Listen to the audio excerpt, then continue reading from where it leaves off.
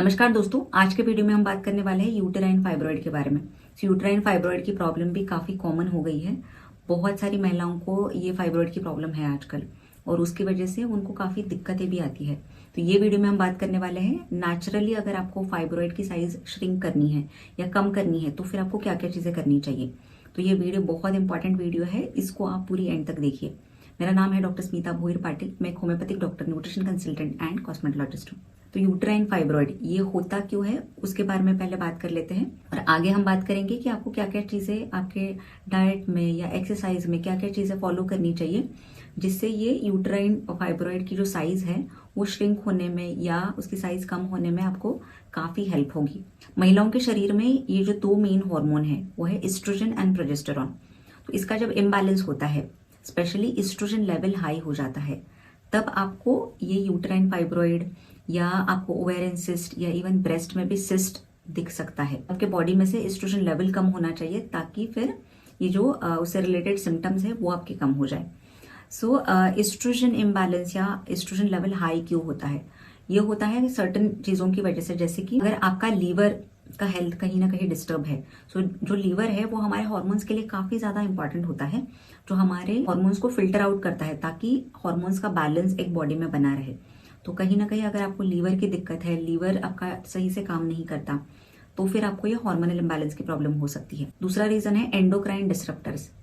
सो कुछ ऐसे केमिकल्स होते हैं जो हमारे शरीर में जाते हैं तब वो हार्मोन्स की तरह बिहेव करते हैं। जैसे प्लास्टिक्स, अगर आपके घर में प्लास्टिक यूटेंसिल बहुत ज्यादा है और आप ये खाना स्टोर करने के लिए प्लास्टिक का ज्यादा यूज करते हो, तो कहीं ना कहीं वो हमारे शरीर में चला जाता है और उसके कारण हमें ये हार्मोनल इम्बैलेंस की प्रॉब्लम हो सकती है। इवन स्टडीज में भी ऐसे पाया गया है कि माइक्रोप्लास्टिक हमारे ब्लड में अभी पाया गया है, तो ये हमारे हेल्थ के लिए काफी ज्यादा हार्मफुल है।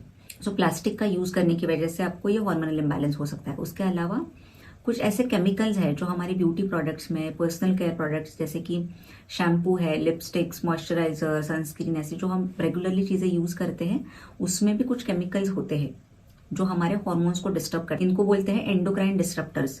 सो ये एस्ट्रोजन हार्मोन की तरह हमारे शरीर में मिमिक करते हैं और हमें फिर एस्ट्रोजन इम्बैलेंस की प्रॉब्लम हो सकती है। उसके अलावा स्ट्रेस एक कारण है, या आप ऐसे जो खाने में कुछ कुछ चीजें हैं जैसे कि मिल्क, सोयाबीन, ये सब चीजों की वजह से भी आपको एस्ट्रोजन इम्बैलेंस या एस्ट्रोजन लेवल आपका हाई हो सकता है। तो ये एस्ट्रोजन इम्बैलेंस को कम करने के लिए या फाइब्रॉइड की साइज श्रिंक करने के लिए फिर आपको क्या करना चाहिए? तो कुछ चीजें आप फॉलो कर सकते हो जिससे नेचुरली ये फाइब्रॉइड की साइज आपकी कम हो सकती है। तो सबसे पहला जो आप कर सकते हो वो है जो भी एंडोक्राइन डिसरप्टर्स है उनको कम करना, मतलब प्लास्टिक का यूज बहुत कम करना है।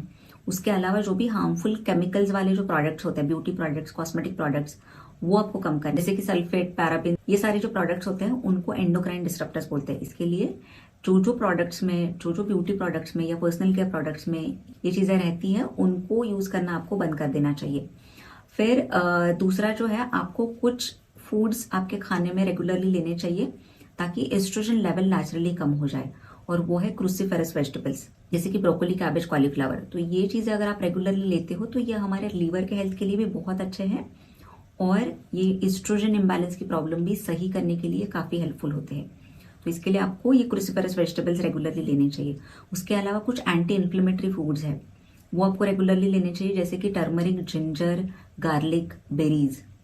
तो ये चीजें भी क्या होते हैं, शरीर में जो भी सूजन आती है उसको कम करती है और फाइब्रॉइड की साइज भी कम करने के लिए हेल्प करते हैं। सो फाइब्रॉइड की बीमारी में काफी बार ये होता है कि पीरियड इरेगुलर हो सकते हैं, काफी महिलाओं को हेवी ब्लीडिंग होती है, पीरियड में बहुत ज्यादा पेन होता है। तो ये सारे सिम्टम्स भी आपके कम हो सकते हैं अगर आप एंटी इन्फ्लेमेटरी फूड्स लेते हो तो।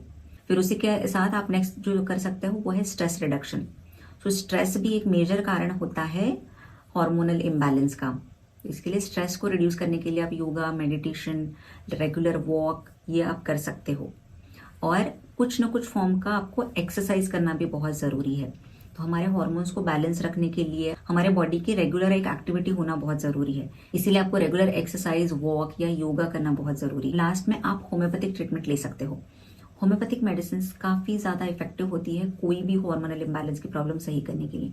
इनफैक्ट कुछ मेडिसिन है होम्योपैथी में वो फाइब्रॉइड की साइज भी श्रिंक करने के लिए काफी हेल्पफुल होती है।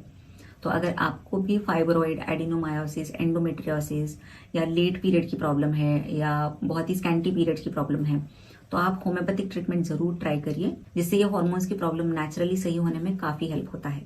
So thank you for watching this video. और ये वीडियो अगर आपको इन्फॉर्मेटिव लगता है तो हमारे चैनल को आप जरूर सब्सक्राइब करिए। So eat healthy, stay healthy and take care of yourself. Bye bye.